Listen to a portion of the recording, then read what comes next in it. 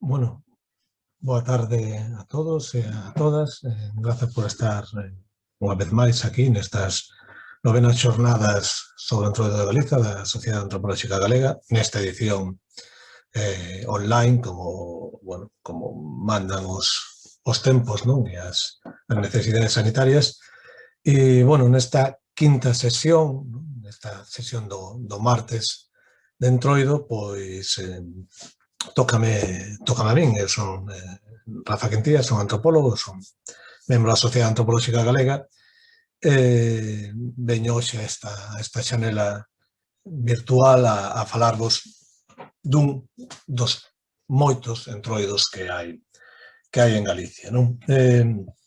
Por unha parte, o primeiro que hai que decir é que obviamente non se trata de desmerecer, non, nin de valorar un entroido máis que outro, as diferentes formas e expresións que ten o noso entroido ao longo de todo o territorio galego son todas igual de interesantes, igual de merecedoras do seu respecto, conservación, divulgación, non? E coñecemento, pero dentro de toda esa diversidade atopamos matices, diferencias, particularidades, aínda que todas elas forman parte dun mesmo contexto ritual, temporal e cultural, non? Pero, digamos que uns entroidos conservan determinados elementos, uns aspectos igual máis de carácter ritual, outros conservan, ritual son todos, non? Pero digamos que uns conservan determinados elementos igual relacionados con ritos propiciatorios, outros conservan máis a componente satírica ou burlesca,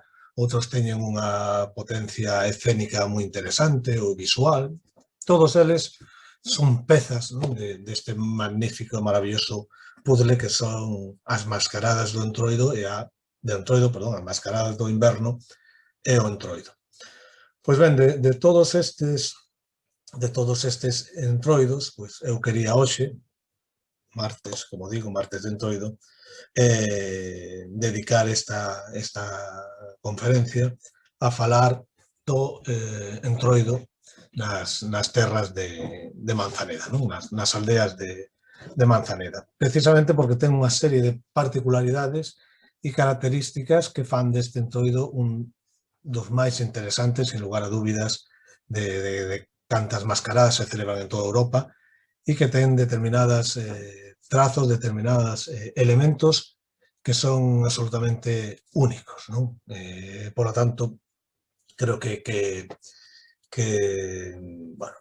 vale moito a pena por hoxe o foco neste entroido, do que xa temos falado nestes 9 anos de xornadas, noutras ocasións nas que estiveron os amigos do Folión, por exemplo, da Burela para cá, falando de como eles o viven, de como eles o celebran. Nesta ocasión, pois, digamos, non son os protagonistas, os oficiantes dos ritos que van falar, senón alguén que o mira dende fora, neste caso, eu, non? Eu que observo ou estudo ese fenómeno, pois, como dende a miña perspectiva antropolóxica. Ben, teño varias fotografías para ensinarvos, teño tamén algúns vídeos, creo que é importante que se poda visualizar precisamente eses elementos, non, do entroido que quero hoxe comentar.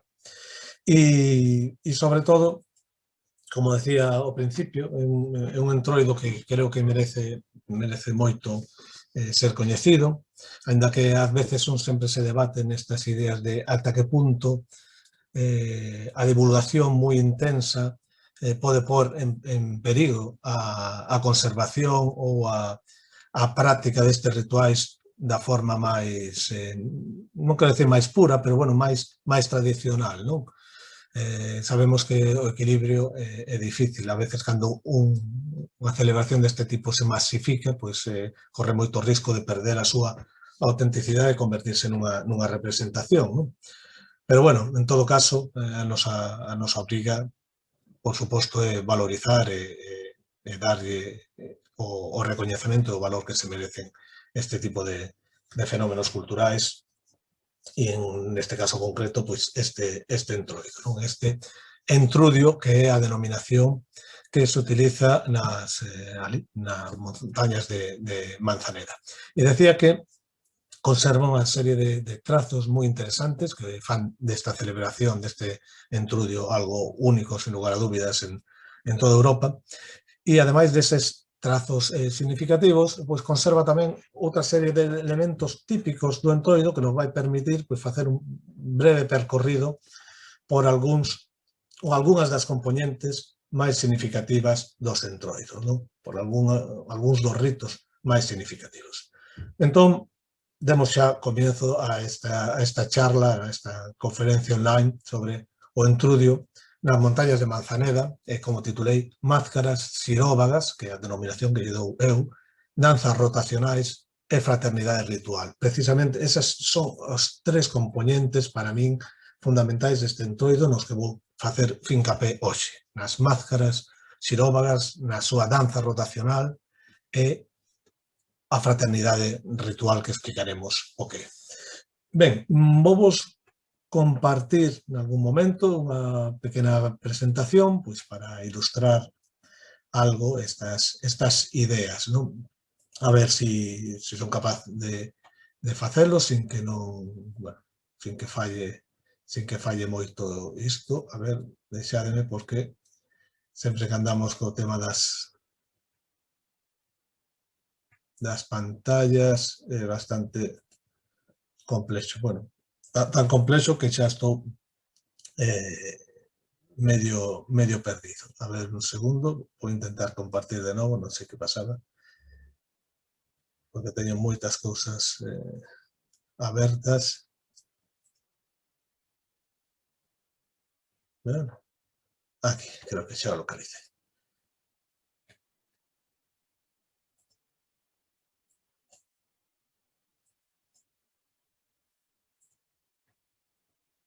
Bueno, me parece que hoxe temos, non sei cal é o motivo.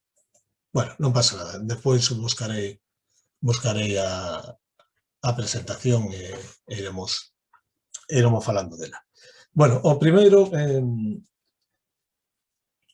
que vamos comentar son unha serie de ritos que estruturan este entroido, non? Ritos que xiran fundamentalmente en base a 5 elementos que quero comentar, non? O que é a idea do fulión, que é o fulión, cal é a súa función, como se desenvolve o fulión, que é a denominación local, cal é o papel que son as máscaras e cal é a danza xiróvaga que executan, non? Intentaremos afondar un pouco tamén no seu posible significado. Falaremos, por suposto, da fuliada, esa componente máis do teatro popular, do teatro de entroido, máis satírica, máis burlesca, máis de mofa.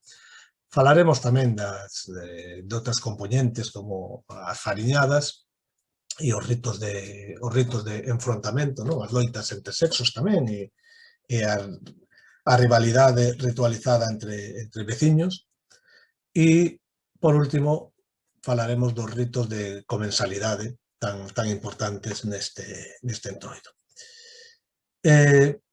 O primeiro que hai que comentar é que o elemento máis identificativo deste entroido Manzaneda, non só de Manzaneda, tamén das aldeas en Vilariño de Conso ou de Viana do Bolo, é o fulión. O fulión, basicamente, é un conxunto de veciños que se xuntan para facer estes ritos de entroido, os veciños dunha aldea. Ahora explicaremos un pouco máis en profundidade en que consiste. Pero é importante decir que, antiguamente, cada aldea tiña o seu fulión.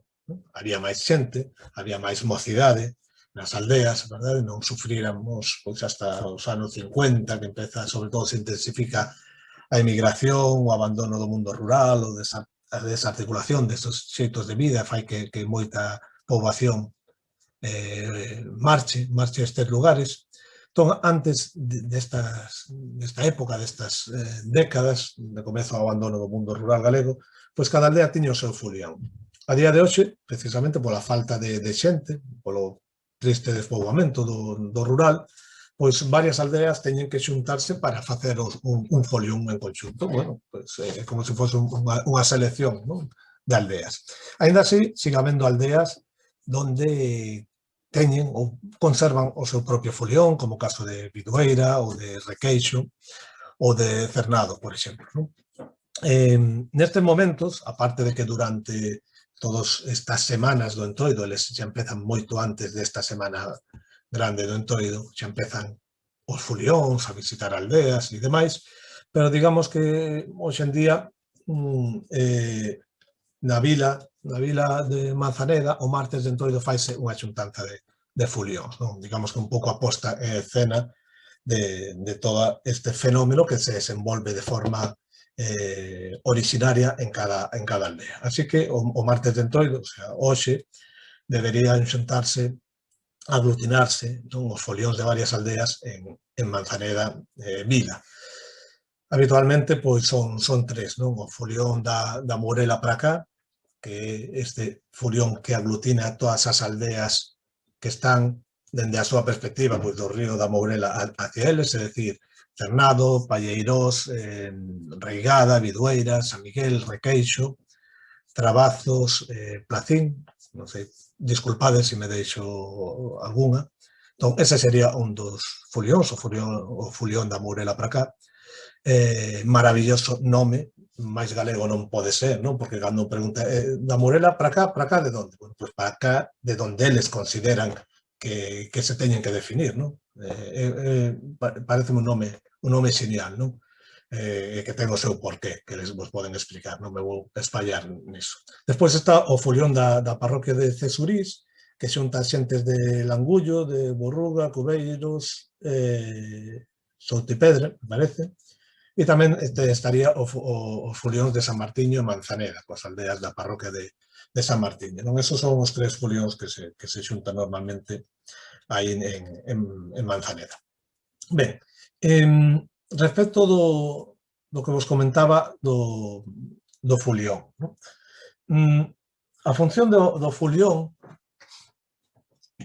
é aglutinar os membros da aldea e realizar visitas a outras aldeas veciñas. Non? É un rito absolutamente ritualizado, un rito impresionante, dunha solemnidade e unha seriedade, sobre todo, de determinados momentos, que só se poden entender cando un está ali inmerso e cando un o pode vivir, non? En primeira persoa.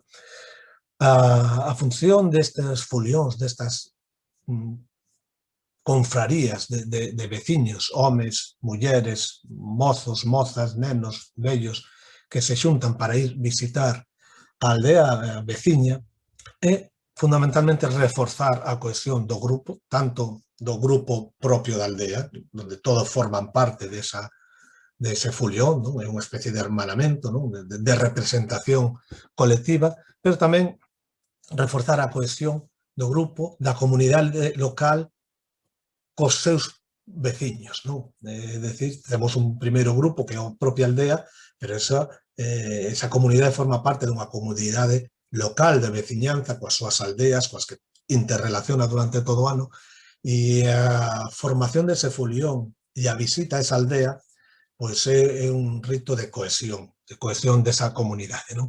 Sirve para limar rivalidades, elimina tensións veciñais acumuladas durante o ano, non?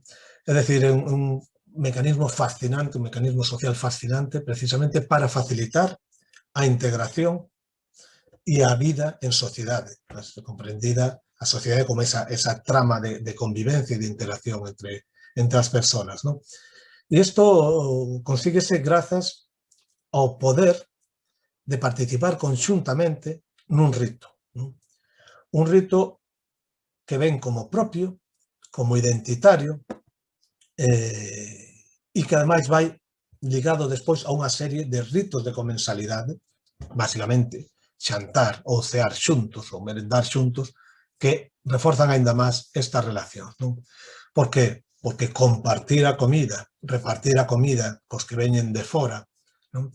Sempre axuda a que? A facilitar as relacións sociais, as relacións humanas. Incluso, eso vémolo, pois, cando a veces hai unha negociación difícil, pois, vaise a comer ou a cear a ver si, grazas a ese rito de comensalidade, pois, podemos chegar a un acordo, non?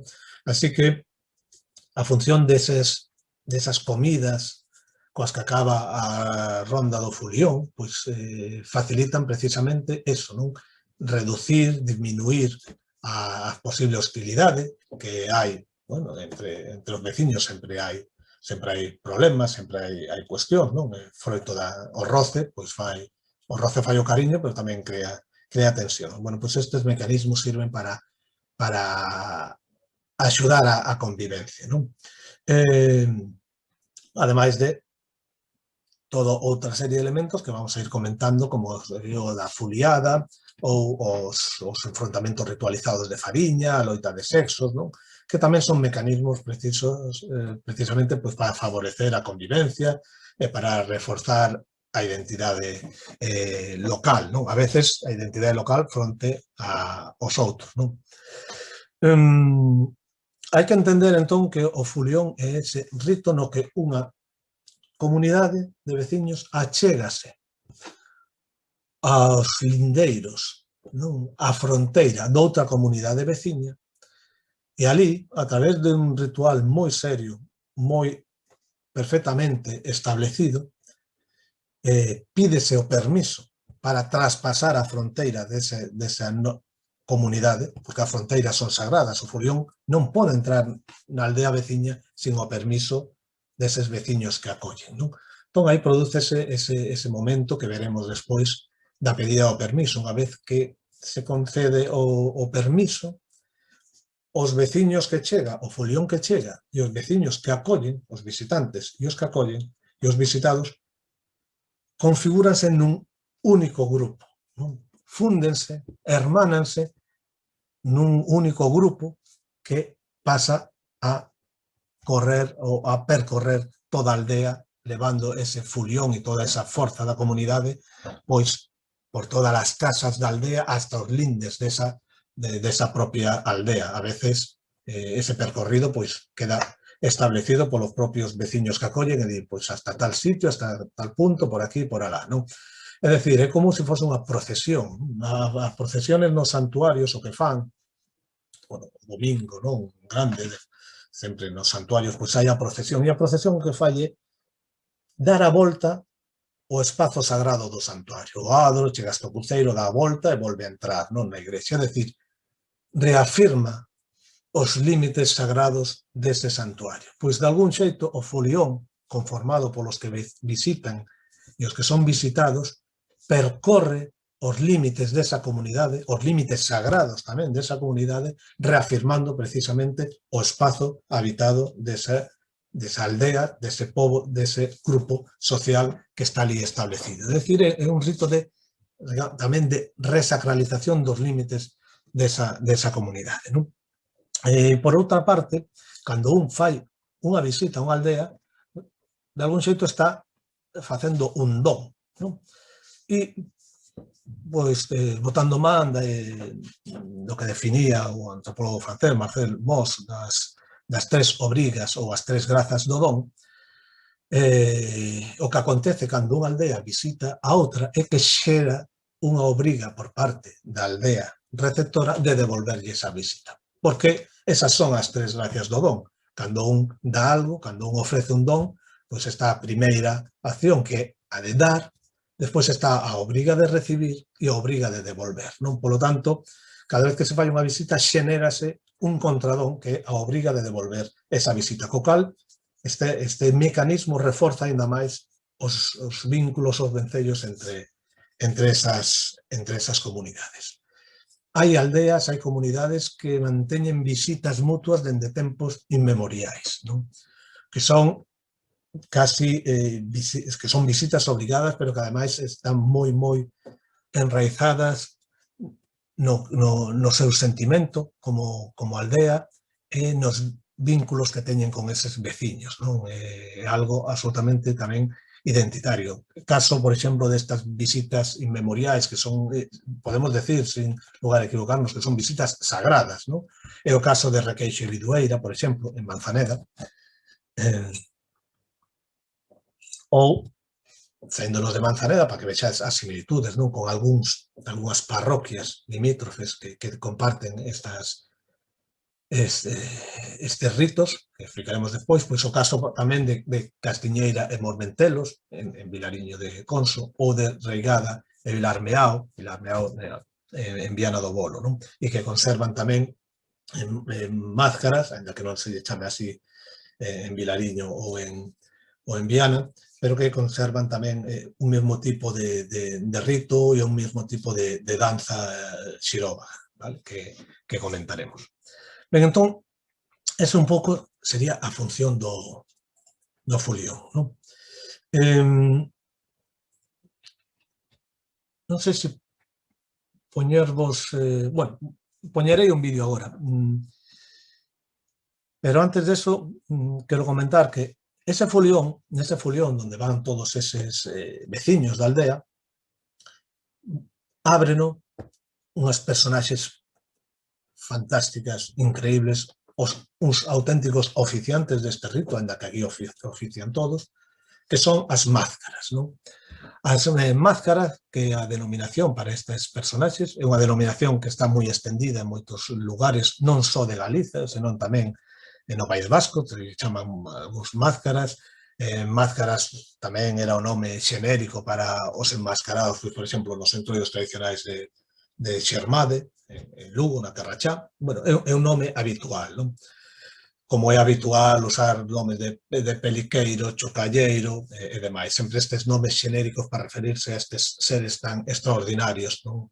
Isto que chamamos seres liminais, porque están máis aladas, están nas fronteiras, nos límites das categorías de xénero, das categorías do humano e do animal, e que despois explicarei un pouco máis detidamente. Entón, decía que dentro do folión, non, destaca pois, a presenza das máscaras que van executando a súa danza rotacional, non? Son estas máscaras xiróvagas que executan esa danza rotacional absolutamente fascinante, non? Que é como se estivesen tirando do folión.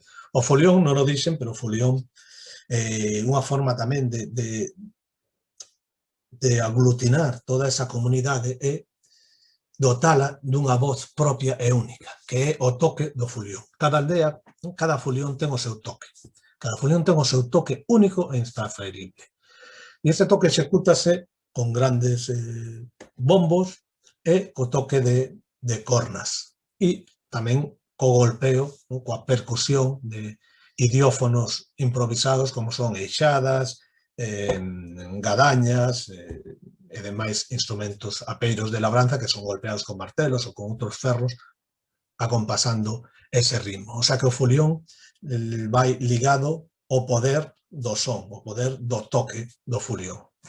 Pois dentro deste folión aparece tamén figuras como o oso e o domador, que falaremos, o touro e o toureiro, moitas veces tamén o payaso, non?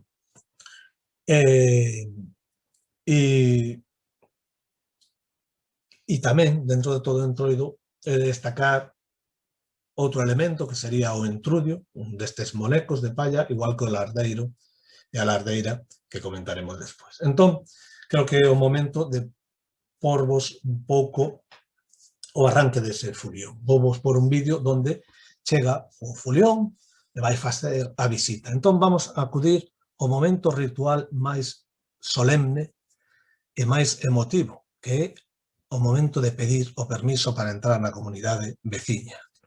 Momento, xa vos digo, que é vivido con gran intensidade, tanta que a veces se produce a emoción, non? Hai xente que chora nese momento. E é comprensible, a mí me ten pasado porque é un momento tan intenso, non? É como se houvese unha gran carga de enerxía, é como unha ola, como unha pota destas express, non? Que está a punto de estopar, non? E é xusto toda esa tensión, toda esa enerxía que vai a desplegar o folión cando arranque o seu toque, toda esa enerxía fascinante que pon en movimento as máscaras xiróvagas coa súa danza rotacional, toda esa tensión concéntrase nese momento previo ao arranque que é a pedida do permiso. Entón, vou buscar o vídeo e a ver se non,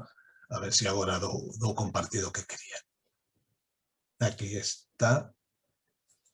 Vamos a ver.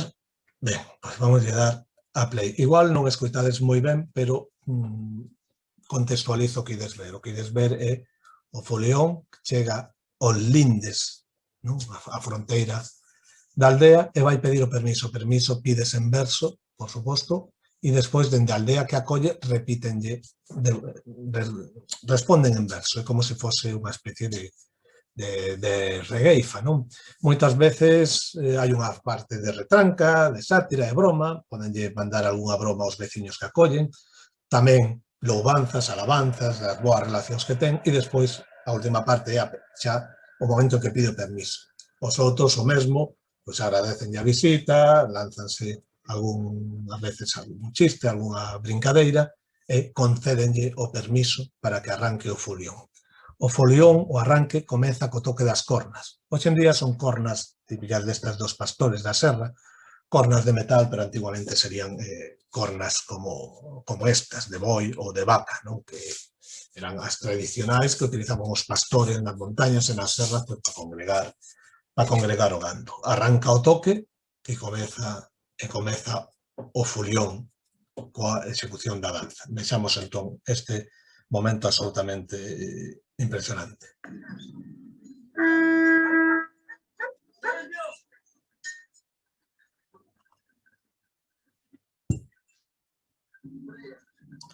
Creo que se parou aquí o vídeo, un segundo.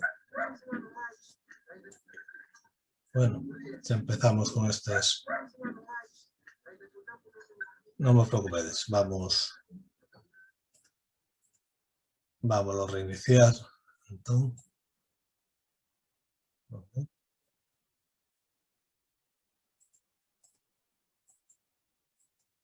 perdonade. Como di ese tópico sempre, as cousas do directo, non vos preocupedes, vamos facer unha cousiña. Vou parar un segundo vou parar un momento a grabación para deixar ben preparado que non falle a execución do vídeo. Un segundo. Bueno, xa o temos.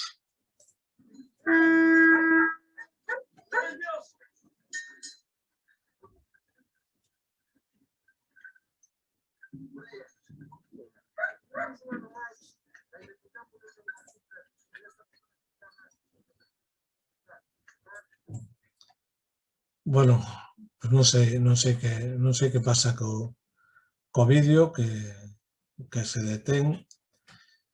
Vou facer unha proba que vai ser baixar un pouco a resolución, a ver se o soporta, porque o tema de compartir vídeo a veces dá problemas. Un segundo. Bueno, a ver se a terceira vai a vencida. A ver se desta vai.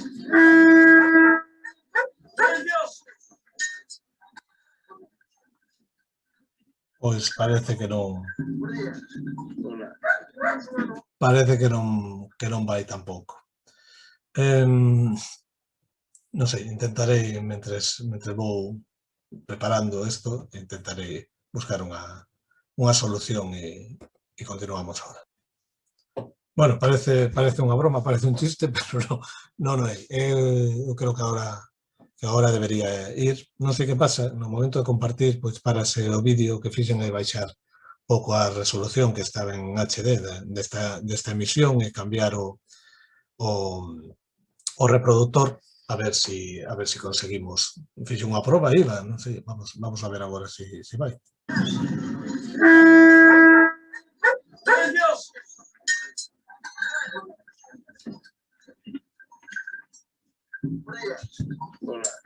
Un ano máis, ainda que o campo non nos permita, nesta pequena foliada onde pretendemos bailar, tocar e partir do de risco. A nós moito nos gusta esta tradición, por eso non queremos perderla de vista. A nós fainos moita ilusión, aínda que a moito que sone a misa. Estaremos tocando duro, bailando sen parar o segundo. Con unhas pequenas retrancas, xeo de humor e de risa. Recuñeremos forzas e papapá, que despois ven a fariñada e... Pero podeu armar. Nos parece ben, empezamos a tocar. Benvidos e benvidas ao pueblo de Palleirós. Estábamos pedindo permiso para pasar o millón. A nós vai-nos moita alegría e enche-nos de satisfacción ver toda aquí esta xente disfrutando do noso pueblo. Nos pueblos cada vez nos quedando menos, non nos podemos extrañar, pero se todos apoiamos o ombro, moito se pode arreglar.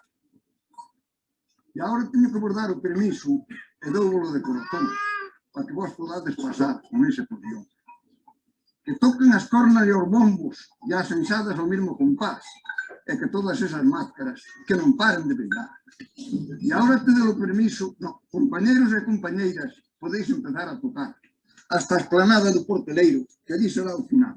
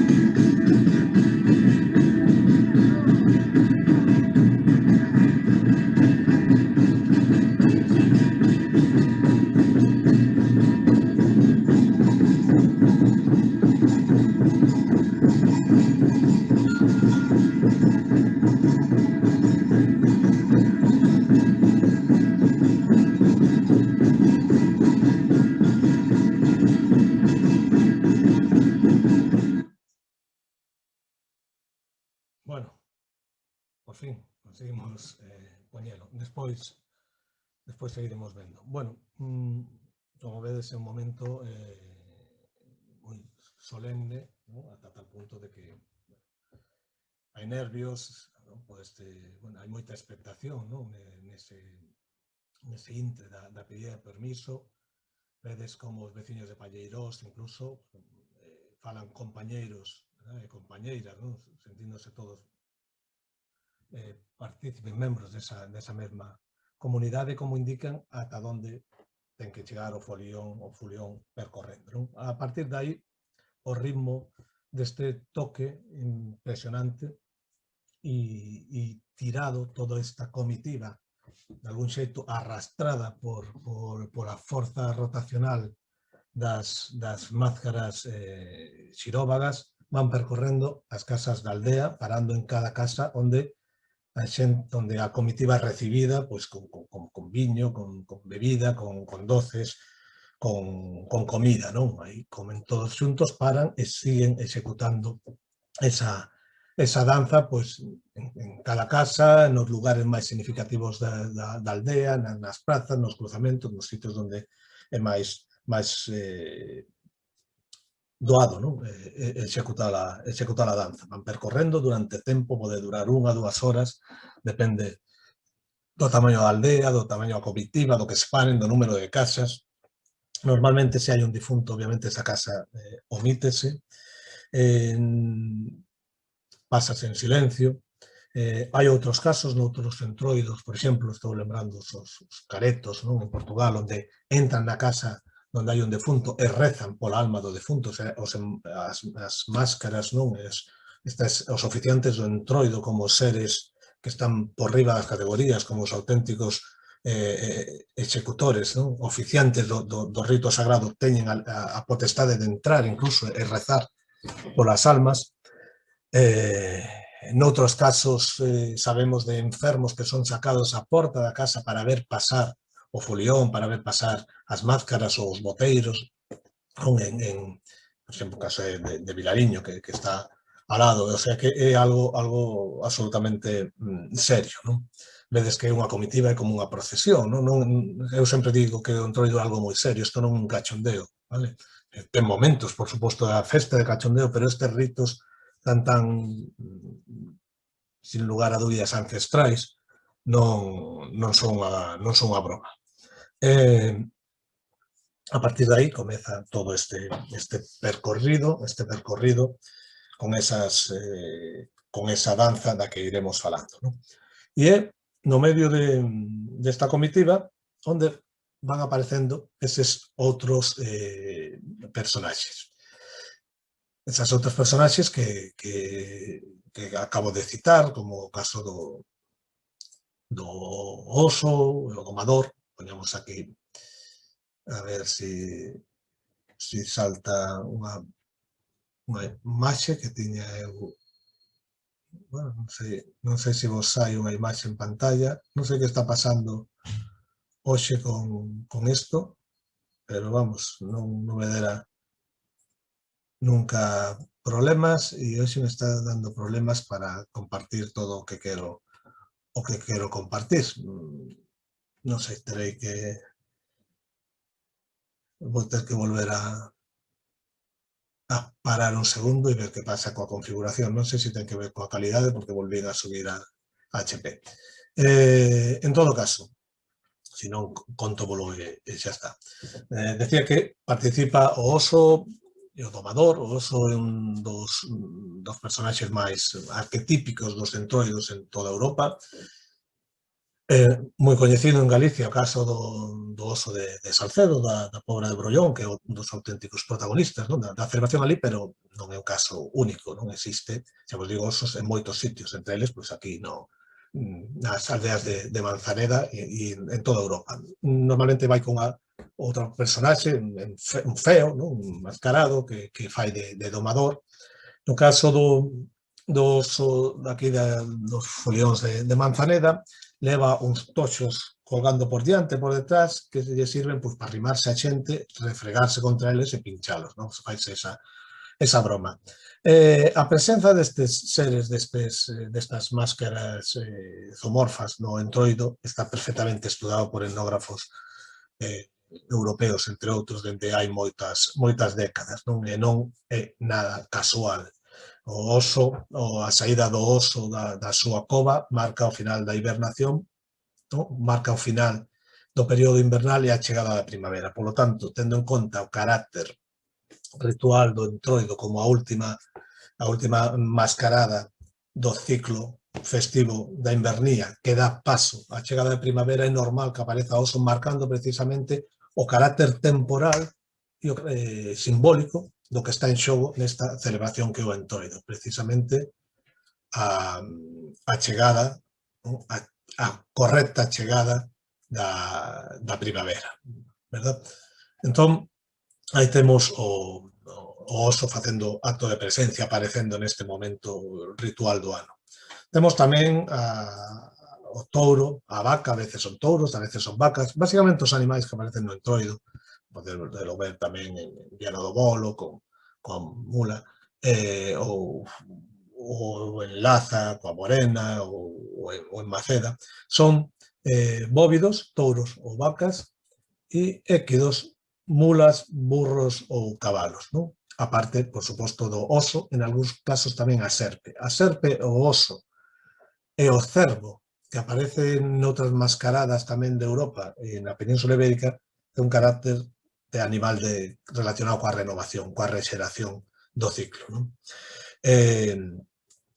A vaca, o touro, teñen moito que ver, sobre todo o touro, co tema da fertilidade, da forza vital, do tempo, como di Gallineto, antropólogo francés, o tempo da lúa dos cornos, é o momento, non? O entroido ben marcado con calendario lunar, o momento desta lúa dos cornos, é o momento que fan acto de presencia estes animais que, ademais, normalmente a vaca tiña por función, o touro, acometer, embestir as mulleres, non? Aí vemos tamén unha connotación sexual ou relacionada con carácter pois, fertilizador de algunhas destas prácticas. Eu creo que por propia imitación ou deformación, pois a personaxe que o que guía a vaca acabou derivando nun toureiro, por cuestión de similitude coas touradas, non? Xa que había un touro, o que levaba touro, pois o toureiro, non? Que como se representa hoxe en día nestas furiadas, o touro e o toureiro, pero posiblemente inicialmente non fose un toureiro, senón era alguén encargado de guiar a esa vaca ou a ese touro que o ir con un arbazón de madeira e unha tea por riba, pois non podía ver por onde se desplazaba, non? Non, este é un personaxe tamén arquetípico, o touro, co seu guía, o toureiro. Dixemos tamén que a veces aparece tamén o payaso. Pois creo que teño un vídeo no que podemos ver un momento pois esa actuación. Vou preparalo e continuamos. Pois agora veredes aparecer precisamente a vaca, o touro e o toureiro, e despois o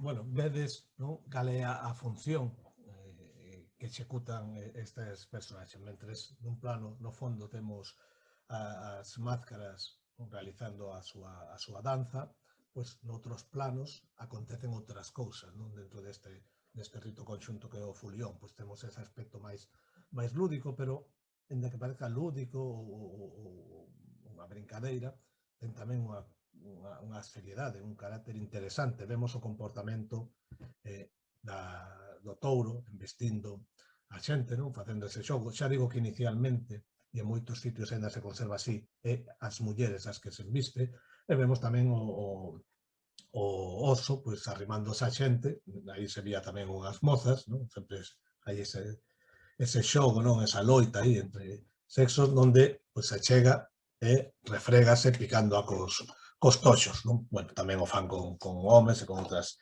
persoas. Entón, vemos como se van relacionando, non? Desenvolvendo diferentes planos desta performance, non? Desta actuación que configura todo ese furión. Pois, ademais disto, non? Destes personaxes, osos, estes seres teriantrópicos ou directamente zoomorfos, a figura que máis importancia ten é a máscara, non?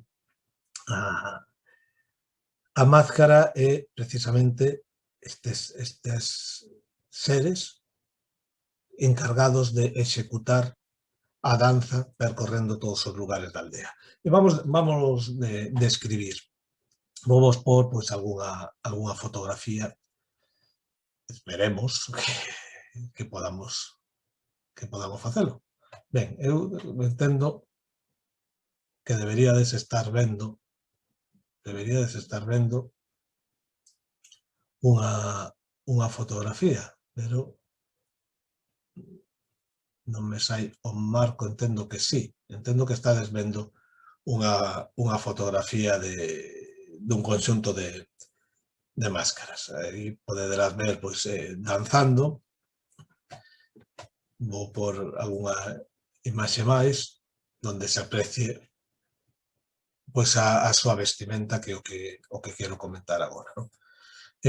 A máscara leva uns pantalóns brancos, polos xeonllos, bordados no fondo e adornados con fitas de cores e lazos ou flores, non? de tea, uns pantalóns que realmente imitan un pouco a eses pololos femeninos, obviamente unha prenda feminina. A veces, como en algunha destas fotos que vedes aquí, en algúns casos, nalgúnas aldeas aínda conservan esa característica, pois poden levar unha braga, unha combinación ou un mantón á cintura, xa vos digo, segundo as aldeas. Aquí vedes unha máscara pois, que leva eses faldón, non? Ese pano alrededor da cintura. Noutros casos pois, pode ser unha enagua ou unha braga, e noutros, como o de al lado, pois, non a leva. Non? A camisa branca de home, adobiada tamén con fitas de colores, garabata, atributo de home, o mantón cubano colocado de forma cruzada, tamén adobiado con fitas de colores, algo habitual, unha fita ou unha banda cruzada oblicuamente polo peito e polo lombo, levan os legues de coiro negro nas pernas, o sea, esas polainas que vedes, típicas de andar tamén pola serra, as botas ou zapatos negros, un pucho, xeralmente feitura apuntada, feitura cónica, non? Con forma de coroa, esbelta, confeccionado pois, con papel colorido, papel picado. Antiguamente seguro que era de material vegetal, houve outros anos que se fixo con espumillón, bueno, agora estáse recuperando os de papel, non? De papel era máis perecedero. A medida que foi pois cambiando os materiais, pois foron cambiando os elementos cos que configuraban estes puchos, non? En todos os entroidos. Pois inicialmente o único que había era material vegetal, que sería feito con mimbres e adornos vegetais. Eso era, bueno, moi perecedero. Cando chegaron pois o papel, utilizarías o papel. Cando chegaron os materiais como o espumillón, pois pasouse o espumillón e agora estáse recuperando un pouco aqueles de papel, non? Leva un caxato de madeira na man e leva un cinto de chocallos, non? Esa é a vestimenta da máscara. Vedes, pois, non? Esa combinación de elementos, ese colorido, non?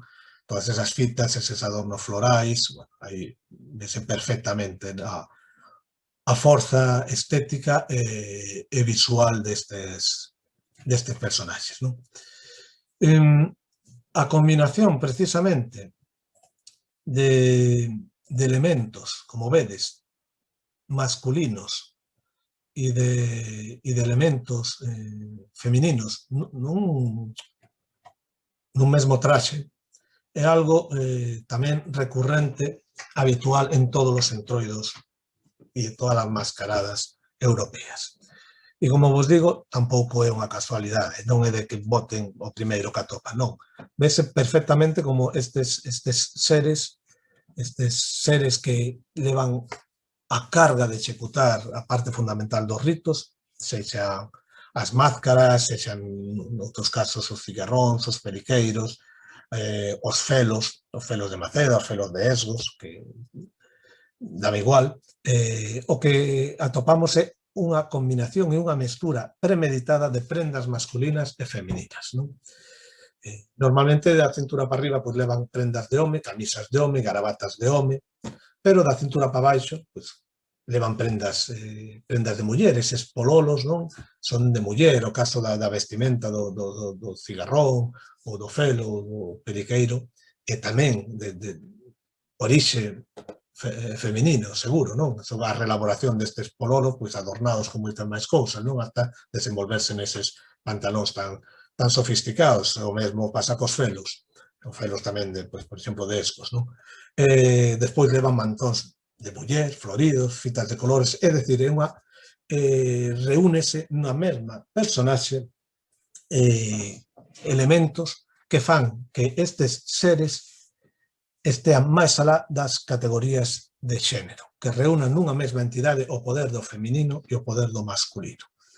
E iso que lle otorga precisamente esa forza renovadora e transformadora que requiren estes personaxes para poder executar este rito. É o que podemos denominar un andróxino sagrado, non? Un ser que aglutina a condición do feminino e a condición do masculino, e que está presente incluso na mitoloxía, e está en personaxes mitolóxicos, personaxes en deidades, que precisamente para poder exercer estes ritos de renovación aglutinan esas dúas componentes, non? Por iso estamos falando de algo moi fondo, non? Precisamente esa condición é a que lles permite facer o que fan, non? E que fan neste caso no entroido de Manzaneda? Motivo desta charla, pois a execución desa fascinante danza rotacional, que, como vos digo, é propia Manzaneda, pero tamén de Mormentelos, en Vilariño de Conso, ou de Vilarmeao en Viana do Bolo. Tamén conservan, executan esa danza, non? Hai que aclarar que no caso, por exemplo, de Mormentelos, pois ali chamanlle boteiros, como se lle chama o resto de personaxes en Vilariño de Conso, aínda que executen unha danza rotacional como a das máscaras de Manzaneda. As diferencias estéticas que pode haber entre estes boteiros xiróvagos, non? É que levan unha chaqueta feita de fitas de colores similar ás típicas dos boteiros de Vilariño. E tamén utilizan un cinto de esquilas en vez de chocallos, non? No caso, por exemplo, das máscaras de Cesurís, que están en Manzaneda, pero fan unha cousa diferente, son as únicas que non executan esta danza rotacional, senón que fan outro tipo de danza. Foron recuperadas aí a finais creo que no 2009, despois de moitas décadas de esquecemento, e neste caso, pois, a característica definitoria, non, destas máscaras de Cesurís é que non xiran sobre o seu eixo, senón que suxeitan cos dous brazos o bastón por cada extremo, e ao ritmo do fulión pois van saltando, subindo e baixando o cachato, executan unha danza diferente. É dicir, que danzas rotacionais son típicas de Manzaneda e temos, por proximidade xeográfica, forman parte da mesma tradición, eses boteiros xiróvagos de Mormentelos, e tamén, como vos dixen, no caso da Vilarmeao en Viana do Bolo, pero, en cambio, en Manzaneda pois temos un caso concreto de Cesurís que non executan a danza xiróvaga, senón que fan outra danza, non? Ben, vou comentar, entón, como se executa a danza, en que consiste a danza, non? A danza non se pode entender sin o toque do fulión. Perdonad un momento. Xa decía que o toque do fulión é propio e diferente de cada fulión, ten o seu toque, non? É o toque que identifica inequívocamente o fulión de cada aldea, e que se considera propio e intransferible, é a voz dese pobo. De feito, que executar o toque do outro fulión sin o seu permiso considerase unha ofensa, non? Sería como roubar e apropiarse da voz allea, da voz desa outra comunidade. Cada comunidade a súa voz, o seu berro, o seu sonido, o son da creación, non? O seu, poderíamos incluso decir que como os mantras da cultura budista, pois cada aldea ten o seu mantra. O toque, aparte de ter este carácter identitario, de identificar a cada aldea, ten unha función fundamental no desenvolvemento dos fulións, que é unha función transformadora da conciencia individual e grupal. É dicir, o ritmo, a cadencia, a intensidade do folión, horas e horas, isto perpetúase durante días e semanas, non? Pois, como vos decía, o seu ritmo, a súa cadencia, a intensidade pode incitar o trance ou o transo colectivo para aqueles que participan no fulión, sobre todo cando isto se prolonga moitas horas, non? Grazas a un efecto biolóxico que coñecemos como activación das ondas Z no cerebro, que fai que esta repetición destes ritmos tan arcaicos de percusión, sobre todo, ¿no? Pois fagan que un se vaya metendo e poda acadar estados transformados de conciencia, é dicir, estados diferentes á vixilia normal, non? Son ritmos, como digo, tan arcaicos, tan telúricos, tan nacidos da terra, tan esenciais e primixenios, que despertan no noso interior sentimentos da unidade coa terra e da unidade coa xente que nos rodea, non? E que retumban nesa paisaxe montesía, nesas montañas de Manzaneda, facendo un macro auditorio natural e que ainda producen maior reverberación e maior intensidade, non? Por lo tanto, o toque, non? Desperta eses sentimentos de irmandade e de comunión entre os que participan no folión e tamén coa súa contorna, co seu espazo, co seu hábitat natural, non? Ese espazo natural que se convirte nun amplificador do poder deste toque, non? Cando un escoita o folión, e agora falo dende a miña perspectiva, cando un está inmerso no folión, sobre todo se este se celebra pola noite. E digo pola noite porque pola noite a falta de luz facilita que un non se disperse coa paisaxe que ten ao redor e focalice a súa atención e todos os seus sentidos no rito que se está executando diante dele, non? Non tes profundidade de campo e todo escuro, para perderse entón focalizas totalmente a atención no rito, non? E sobre todo, antiguamente, cando non había luz eléctrica e había que iluminarse con fachicos, con fachóns de colmo, de palla, non? Ainda se fai algunha vez para ir dunha aldea a outra e é absolutamente impresionante. Entón, cando un escoita está inmerso aí no folión, o toque do folión fai vibrar, poderíamos decir, literalmente que fai vibrar a estrutura molecular do noso corpo, non? Afecta o peito, particularmente afecta o ritmo cardíaco. De repente o ritmo cardíaco empeza a acelerarse, parece incluso que se acompasara co rito, non? Ese toque vibracional dos bombos non só se mete dentro do corpo e da cabeza, non só afecta o corazón, senón que manipula incluso os niveis de adrenalina. Por lo tanto, é algo absolutamente fascinante, non? Que te eleva.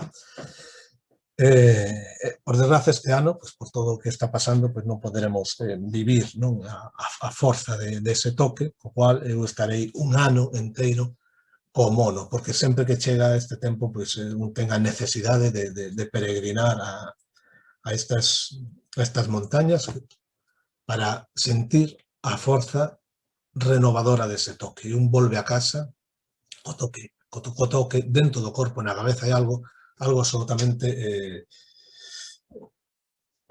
non sei como, hipnótico, non? Hipnótico e que realmente conduce a un estado transformado de conciencia cando participa ou forma parte deste ritual, non? Entón, vou vos por un vídeo, para que escoitedes a forza telúrica, o son vibracional deste toque e vexades como eso, acompañado do ulular da xente, do aturutar dos berros improvisados que van saindo, pois vai creando unha atmósfera cada vez de maior intensidade, donde se retroalimentan os que tocan e a máscara incita os que tocan incitan a máscara, vanse producindo unha retroalimentación entre uns e os outros, un crescendo do ritmo, dos berros, da forza, da rotación, que chega a niveles absolutamente indescriptibles, non? De aí que podo decir que posiblemente este sexa un dos espectáculos rituais máis impresionantes de Europa, o que, sin lugar a dúbidas, do que un pode participar, porque obviamente isto non é simplemente para ver, se non o sintes é mellor que te quedes en casa, porque realmente isto é un rito para vivir e para experimentar. Entón, vamos preparar ese fragmento de vídeo para colocarlo, un segundinho.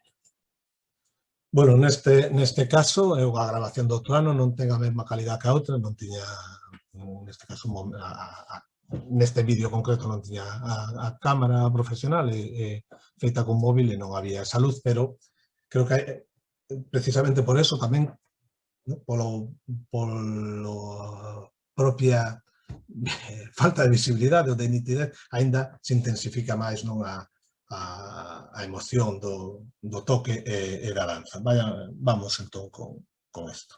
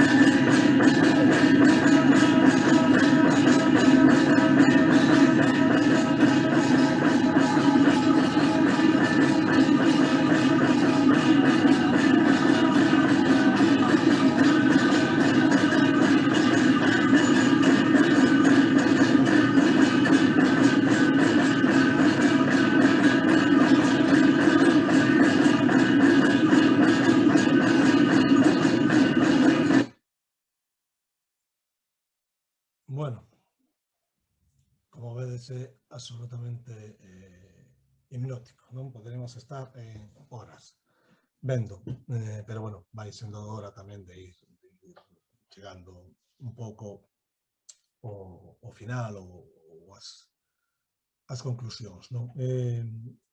Como vedes, a danza consiste nun baile rotacional no que a máscara xira sobre o seu eixo, cos brazos estendidos cara arriba, en forma de cruz, o caxato ergueito como se fose un axis mundi, un eixo que conecta, verdade, o celeste e o terrestre, donde apenas se moven os pés do chan, non? De feito, din os veteranos que os que saben bailar poden bailar no cu dunha tega, dunha unidade de medida, o sea, que podían bailar, pois, eu teño visto bailar no canto dun muro, é algo impresionante, sobre unha pequena pedra, non? Xirando aí. O arranque da danza empeza coa execución por parte da máscara dunha sucesión de oscilacións a dereita, a esquerda, como se estivese collendo impulso, non? Para, a continuación, comezar co seu xiro rotacional, non? É habitual, vedes, alternar a dirección do xiro rotacional, é dicir, que a máscara pode comezar danzando en sentido destróxiro e despois pasar al levóxiro, o sea, a dereita e despois a esquerda, nunha especie de sucesión de espirais nun sentido e noutro, non? Mentras se produce a danza xiratoria, pois o danzante leva en todo momento o ritmo do toque do fulión co seu cinto de chocallos, non? Co movimento pélvico da cadeira vai levando esa cadencia, por lo tanto a máscara, convírtese tamén en un amplificador do propio toque do fulión, non? Que acompasa o movimento rítmico, non? Co movimento da súa cadeira axudado da flexión das pernas, non? Escoitáchedes tamén no vídeo como os que acompañan, pois, berran, bueno, non me vou por aquí a berrar, non? Pero escoitades eses berros de ánimo entre uns e outros, non?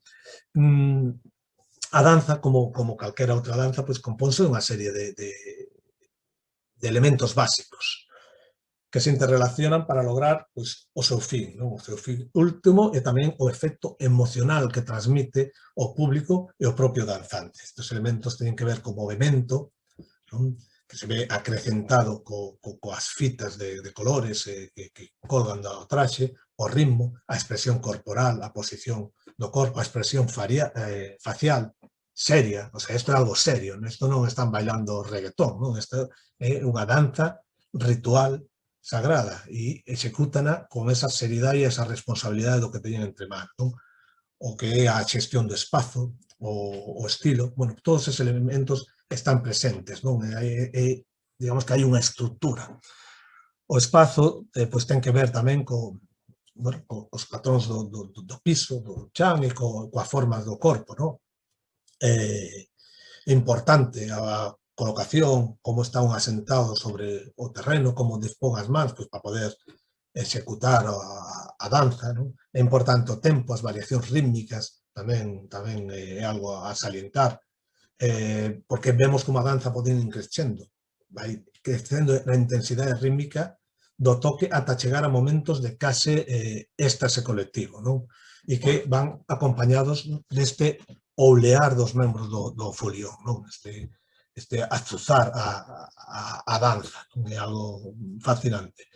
O peso corporal, no referente á gravidade, tamén é moi importante cando se executa unha danza giratoria como esta, na que é necesario manter o equilibrio e a posición estática dos pés, e non sei como non se marea, que non caen, non? Vanse alternando, vedes que entran uns, se desplazan, saen outros, sempre dunha forma moi elegante, como un baile de planetas nunha constelación cósmica un pouco. De algún xeito lembra incluso a danza dos derviches xiróvagos, non? Do sufismo místico do Islam, non? Os famosos derviches de Konya, por exemplo, que tamén hai hermandades de derviches no Cairo que xiran sobre si mesmo representando ese baile dos planetas ao redor dunha persona que non se move, que representa o Sol, que é o maestro que está no medio, e como van conectando as enerxías, transmitindo a enerxía do cosmo á Terra, o que les chaman a baraka, enerxía vital, non? Coa súa posición dos brazos e a cabeza. Bueno, pois isto é esa danza xiroba que é patrimonio da humanidade, pois isto é igual de intenso, de valioso, de potente e de profundo, non? Absolutamente increíble. E despois todo o fluxo da enerxía, non?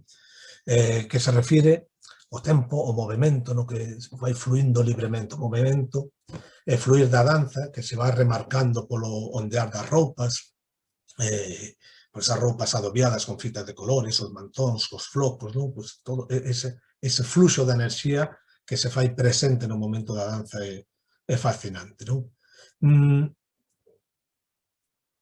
Outro tema tamén importante sería bueno, deixareino para o final, non? O que pode significar isto, cal é a miña idea. Dixen ao principio, xa para ir finalizando, que quería falar desa serie de ritos, falamos do folión, falamos da danza, falamos destes personaxes que aparecen, non? Bueno, poderíamos estar falando moitas horas, pero xa levou bastante tempo e creo que hai que ir finalizando. Da ronda, do folión, que é o que vimos, quedábanos falar da fuliada e a fariñada, non? Bueno, a fuliada son esas representacións teatrais que preparan durante semanas os veciños para despois representar, precisamente despois da ronda do folión, pois fanse ese teatrillo, non? Donde se repasa pois feitos acontecidos na aldea ou no lugar durante o ano, hai crítica social, os poderes establecidos, bueno, é unha especie de sainete típico pois do teatro popular do Entroido tamén, onde se desplega toda a capacidade creativa do pobo e o momento para rirse xuntos, compartir, reírnos de nós mesmos e iso, por suposto, tamén reforza e facilita os nexos da comunidade, non? Acompañado desto, pois, normalmente, despois da fuliada, pois, as guerras de fariña, a xente botase fariña uns aos outros, un momento tamén de catarse, de liberación, e que finaliza pois co rito de comensalidade, pois comendo todos xuntos, compartindo mesa e comida, que non hai nada que hermane máis que precisamente eso, e que está tan presente no Entroido porque é fundamental, non? Compartir a comida, os ritos de comensalidade son algo intrínsecamente ligado ao entroido. Queda a mención, queda nos falar diso das lardeiras e dos lardeiros, eses monecos típicos de palla, típicos do entroido, que se fan e que teñen que ver co xogo, no? Entre esa ritualización do enfrentamento entre homes e mulleres. No? Os xoves de lardeiros, as mulleres roubaban roupa dos homes que estaban colgadas pues, nos tendais, e fan un moneco satírico que despois hai que deixalo nun recuncho da aldea ou colgado da un sitio para que o vexan todos, non?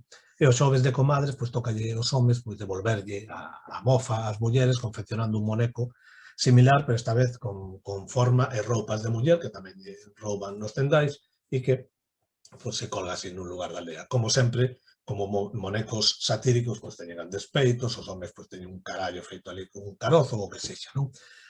E adoitan acompañarse de versos satíricos que se mandan entre mozos e mozas da aldea, non? Como no caso da fariñada, pois estamos tamén noutro xeito de amosar esas loitas ritualizadas de sexos propias do entroido ou de enfrontamentos tamén entre veciños, porque o colofón precisamente do entroido, o martes de entroido, o sea, sería hoxe a noite, o martes de entrudio, sería a confección do entrudio, que eso xa ten que ver co enfrentamento entre veciños, entre aldeas, non?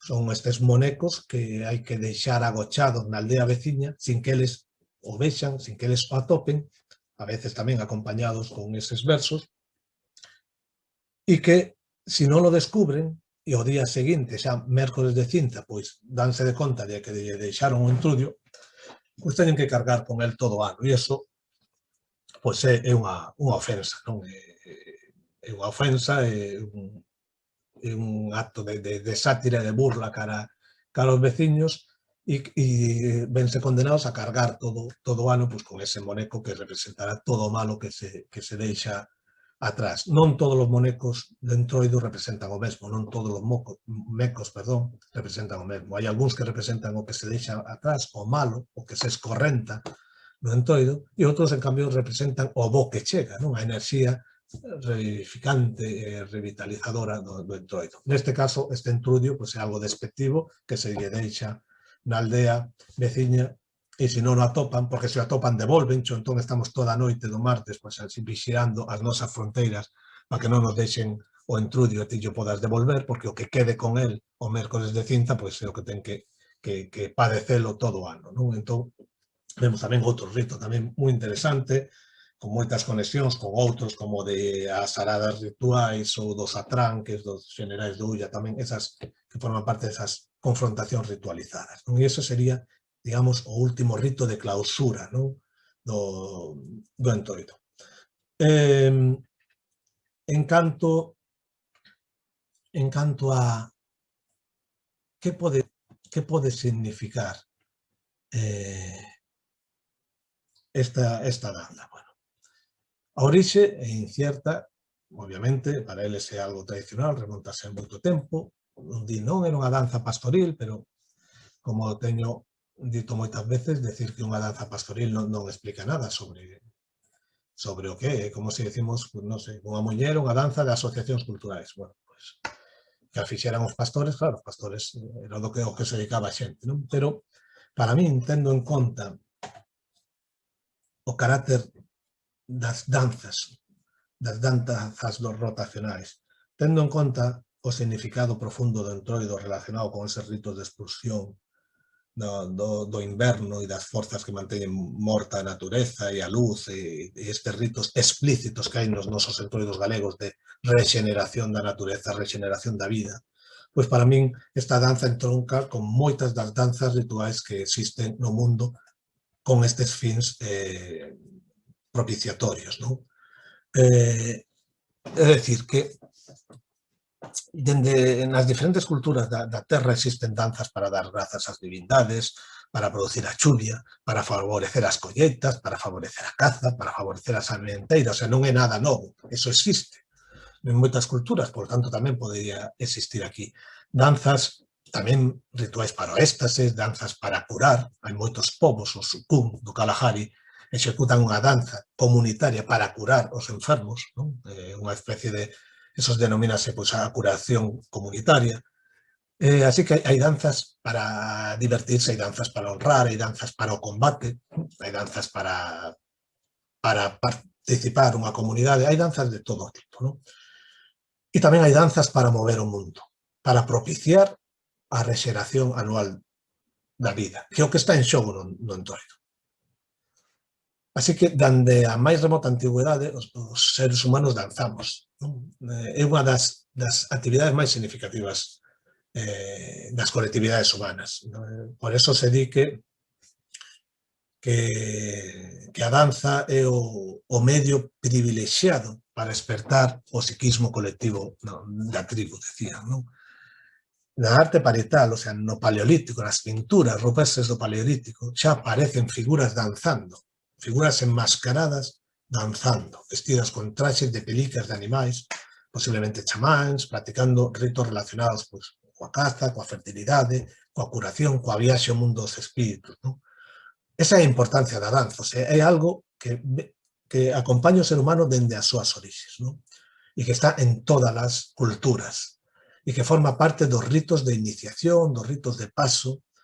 Temos, por exemplo, a danza do sol, a sun dance dos Lakota ou dos Crow ou dos Blackfoot, non? Que ten que ver cos ritos de paso.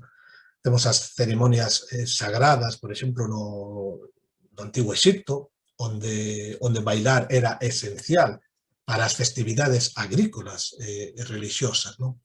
É dicir, que ao longo da historia as danzas rituais constituíron unha das partes máis importantes dos grandes festivales da fertilidade, non? Hai que lembrar que o movimento, a danza, é o prototipo das forzas vitales, non? Das forzas vitais, é dicir, se te moves é porque non estás morto, os mortos non se moven. Moverse, executar a danza é o símbolo máis explícito da vida e da forza vital. Sabemos, ademais, que as danzas circulares normalmente teñen fins de regeneración. Existen danzas circulares propiciatorias ou asociadas á regeneración e á fertilidade. É dicir, é algo común, habitual, nas culturas de economía agrario-gandeira. Por exemplo, para poñer exemplos moi lonxanos, moi afastados de nós, para que vexades que isto é unha pauta cultural case universal, non? Está a danza do millo, que executan o pobo séneca do noroeste de América, non? Para, precisamente, cando acaba o outono, pois, para agradecer as colleitas e facer que as colleitas medren, non?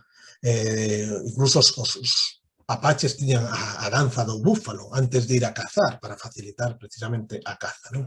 É dicir, que temos eses exemplos tan afastados de algo que existiu e existe en moitos dos contextos culturais do mundo. Por lo tanto, se temos un ritual tan impresionante como o Entroido galego, que ten que ver coa rexeneración da vida, coa rexeneración do ciclo natural vegetativo, co espertar das tebras da invernía, do frío, escorrentar, deixar todo eso atrás para que chegue a primavera, para que renaza todo, como está perfectamente estudado e documentado en todas as mascaradas de invernía en toda Europa por centos e centos de antropólogos, e como eso é unha das esencias fundamentais destas mascaradas e destes entroidos. Se temos esa idea donde en Galicia conservamos ritos explícitos de regeneración, pois, por exemplo, cando os volantes pasan por as leiras para facilitar a productividade agraria dos navais, o sea, son explícitos, e poderíamos por moitos máis, non? Do que están facendo un rito de regeneración. Pois, se temos en conta o sentido deste rito no que se embarca un entroido, se temos en conta que as danzas rotacionais e xiratorias teñen moito que ver con esa regeneración, eu arríscome a adiantar, barallar a hipótesis de que precisamente a danza das máscaras xiróvagas ten por fin a reactivación do ciclo natural. É unha danza rotacional para poñer o mundo a andar novamente, para revivir e reactivar o ciclo, non? É dicir, que se eles non danzan, o mundo párase. Por iso é tan importante o que fan e por iso é tan fascinante e único este ritual da danza rotacional das máscaras xiróvagas de Manzaneda.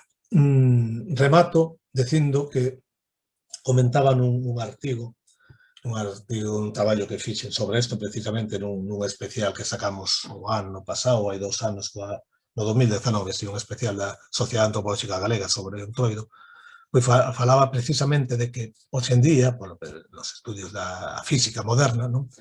Pues ven de demostrar precisamente que a materia en realidad está composta por ondas electromagnéticas e partículas de enerxía que vibran e se moven constantemente. É dicir, a materia está formada por partículas que están executando unha danza constante, non? Toda a materia do universo, por lo tanto, está executando unha danza cósmica continua. Precisamente por iso, no CERN, a Organización Europea de Investigacións Nucleares, non? No seu laboratorio, onde están aí investigando, pois intentando recrear o instante posterior ao Big Bang, non? O nacemento do universo, non? Onde están intentando confirmar a existencia da partícula primordial, o bosón de Higgs, pois, ou a partícula de Deus, que chaman, pois, diante dese laboratorio, pois, erixiron precisamente unha escultura de Nataraja, que é a versión de Shiva, do deus hindú Shiva, executando a danza de Shiva, é dicir, a danza cósmica, a danza que executa Shiva para crear o mundo, destruílo e recrealo nun ciclo eterno de creación e recreación. É dicir, Shiva, como Nataraja, na tradición hinduista, é o deus andróxino que mestura elementos de home e de muller e que tocando un tambor executa unha danza xiratoria para crear o mundo, non? Ou a danza de creación e destrucción do mundo. Pois precisamente estes científicos puros e duros da Organización Europea de Investigación Nucleares puxeron esa escultura que representa a danza cósmica de Shiva, que é o que eles están buscando. Pois eu decía que mágoa que non coñeceran as máscaras de Manzaneda, porque senón seguramente diante do CERN, donde se está buscando a partícula de Deus e o bosón de Higgs, en vez de ter a estatua de Shiva hindú, teríamos unha estatua das máscaras xiróvagas de Manzaneda representando precisamente o que le fan a danza para mover o mundo e para despertar o mundo da invernía. Mirade se é pouca cousa o que estamos falando. Sin máis, eu despídome xa.